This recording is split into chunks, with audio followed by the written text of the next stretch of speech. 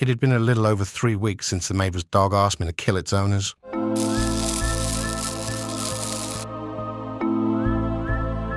It had been a little over 3 weeks since the neighbor's dog asked me to kill its owners.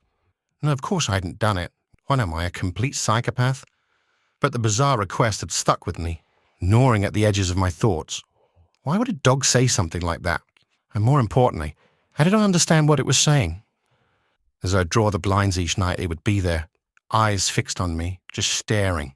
I told myself it was just a coincidence. Dogs stare. It's what they do.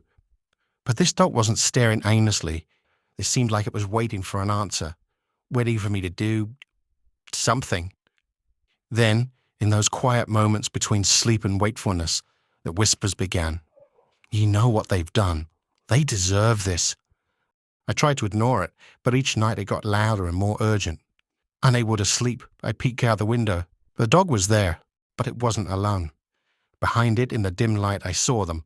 Other dogs, dozens of them, all sitting silently facing my house, watching me. I shut the blinds and backed away, my heart hammering. The next morning, I found a blood-stained chew toy on my doorstep. I stared at it, half expecting it to move. That would hardly be the weirdest thing that would happen this week. When I looked up, there was the dog, sitting calmly, its eyes burning with a message. Time's running out. That night I snapped. I stormed outside, yelling at the dog, demanding it leave me alone. The dog tilted its head as if I were the one not understanding. Then it stood and slowly walked back towards the neighbor's house. I followed without thinking, my breath shallow, my fingers twitching.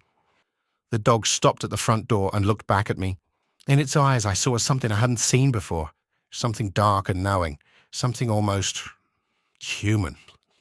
For a split second I felt a shift inside me, a dark thought I couldn't shake. Maybe the dog was right. I mean, why would it make up something like that? Why would it lie to me? Maybe I didn't need to do this. Behind me I heard a sound. I turned, and there, lining the street, were rows and rows of dogs, all sitting quietly, eyes fixed on me.